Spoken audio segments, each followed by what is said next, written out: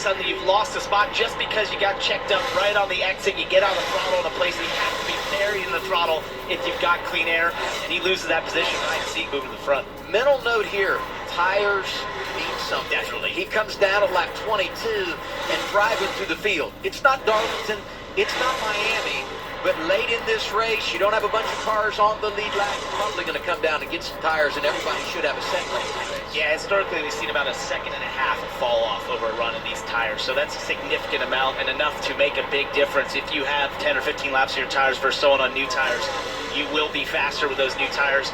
You know, for years we didn't know if they had a lot of value, but it's definitely showing as this place is worn that those tires matter here. Check this out. Laps led, Texas Motor Speedway. Kyle Busch has won here 10 times, has led almost 1,800 laps. Harvick was always good here.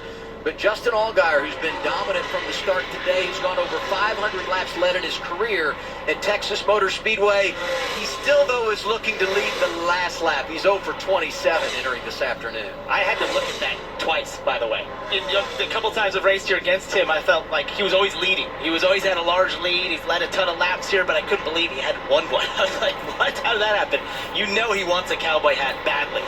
No doubt.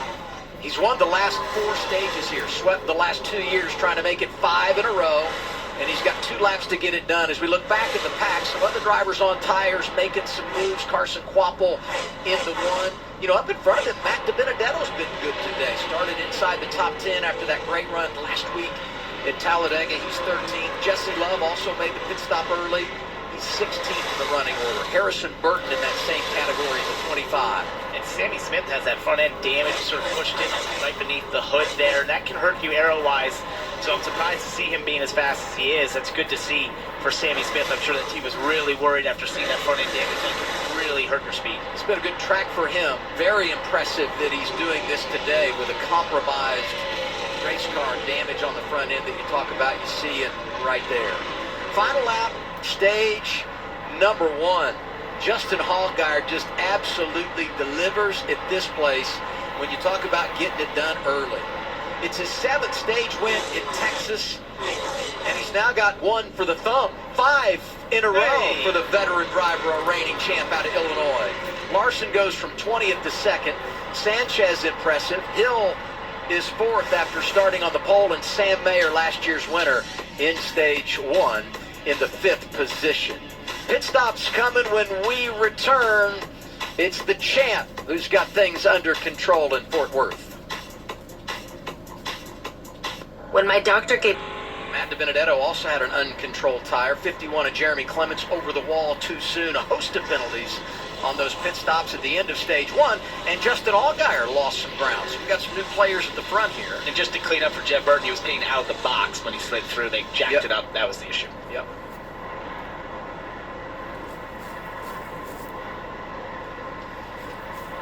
So front row here is going to be Sheldon Creed, Brandon Jones. Jones in the outside lane, Creed inside. Here we are once again, beginning stage 2 as drivers go through the Echo Park Automotive restart zone. I said Creed, it's Hill on the inside, right in front of Sheldon Creed. Creed was trying to be the one that was right there below the 21 as they went through the dogleg there all over the place and blocks. Sam Mayer gets shoved 3 wide in the middle. Jesse Love gets by him. Look at Allgaier trying to get back up to the front, driving inside of Brandon Jones. Nick Sanchez right back in the mix. Looking outside, and that gold 48 around the outside of Brandon Jones, the 20.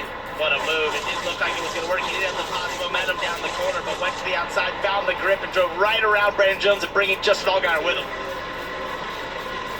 Curious to watch the 7 here and how that car reacts with some dirty air after they were so dominant in the first stage, but really never challenged when you talk about the dirty air. That's something he'll be figuring out here, but we showed how many laps he's led here, how good he's been here. Knowing Justin Allgaier, he knows exactly what to do when in traffic in these race cars. Veteran of the Xfinity Series. Larson driving through the field, aggressive early after the penalty, and boy, he nearly had to get away from it. And look when he got out of the groove out there, how little speed he had, how the car even slid when he was going slower. That just shows you how little grip is out there. It's on such a knife edge, and you're such a condensed space of what is the racing groove and what is not. When you see cars go the outside, they're taking a huge risk. As Carson Quapple goes to the bottom here for Leland Honeyman. Wow. Sometimes when drivers dart like that, you think there's an issue. But when you close on someone, you've got to make the move quick. Here's Allgaier inside of Sanchez for third. If you've got the run, you just got to be decisive with it. It's the only way it works here. You've got to take control of the corner when you can. That's how you make passes. As Kyle Larson's trying to make up for that issue he had off of turn 4. A couple of penalty cars following each other through here. De Benedetto, 99, 88, Kyle Larson.